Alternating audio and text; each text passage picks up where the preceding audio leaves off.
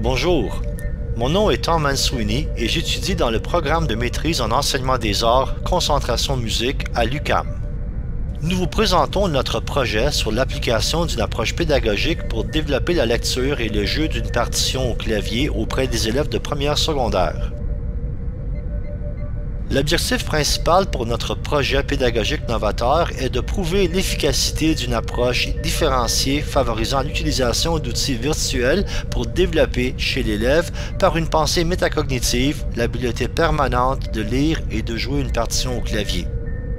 Nous voyons de plus en plus d'élèves qui arrivent en première secondaire, qui ont étudié la musique au 3e cycle du primaire, mais qui ne savent pas lire les notes, identifier des figures rythmiques ou nommer les touches sur le clavier.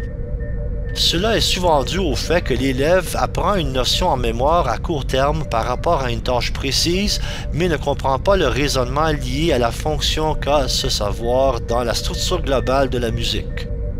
Notre approche vise à guider l'élève dans une démarche de raisonnement logique pour lui permettre de développer des stratégies applicables et concrètes liées au savoir.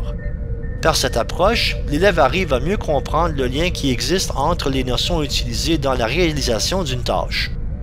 De plus, parce que les élèves n'apprennent pas tous de la même façon et au même rythme, nous proposons une variété d'outils que chaque élève peut explorer selon sa propre démarche et à son propre rythme. Pour réaliser notre objectif, nous avons créé le site internet Educatom, la première plateforme pédagogique virtuelle au Québec qui permet à l'élève d'explorer, de développer et d'auto-évaluer ses connaissances en musique en gérant sa démarche d'apprentissage avec des modules de cours et des jeux vidéo interactifs. Au début de l'année scolaire, nous avons évalué par un sondage les connaissances de nos élèves sur la lecture des notes, le rythme, le tempo et le clavier. Les résultats étaient décevants puisque parmi les 91 élèves évalués, 84 d'entre elles avaient suivi des cours de musique au primaire, mais juste 10 sur les 84 ont été capables de lire les notes sur la portée d'une partition en clé de sol et d'identifier des figures rythmiques simples.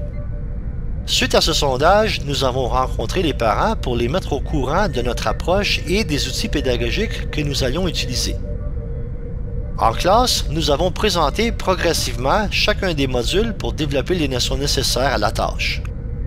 Tout au long de cette progression, les élèves ont étudié les modules, joué aux jeux pédagogiques, auto-évalué leur progrès et planifié leur démarche individuelle.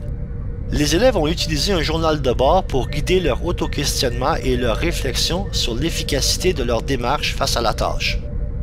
En tant que modérateur, nous avons observé le progrès des auto-évaluations individuelles pour chaque élève et évalué l'élève lorsqu'elle était prête. Pendant ce temps, les élèves continuent à développer des stratégies pour mettre en pratique leurs connaissances dans les exercices de lecture à vue et le jeu des chansons au clavier.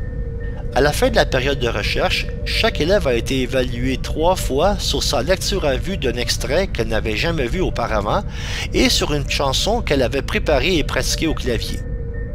Dans les résultats finaux, tous les élèves ont réussi la lecture à vue avec une note moyenne de 85% et l'interprétation d'une chanson avec une note moyenne de 90%. Il était facile pour nous de voir non seulement le progrès dans les statistiques d'évaluation, mais aussi un énorme progrès au niveau de la satisfaction, de la confiance en soi et de la motivation chez l'élève. Les élèves qui au début de l'année ne savaient pas lire une note étaient maintenant capables de prendre la partition d'une chanson sur Educatom, de la lire et de la jouer au clavier. Notre recherche était centrée sur le déchiffrage et le jeu d'une partition de musique, mais cela n'est pas la limite de notre recherche, car nous l'utilisons pour toutes les activités musicales que nous proposons à nos élèves, que ce soit de la composition, de l'interprétation ou de l'appréciation musicale. L'aspect ludique et motivant de notre approche encourage l'élève à explorer le savoir dans un milieu individuel qu'il règle selon son propre rythme et à sa façon individuelle d'apprendre.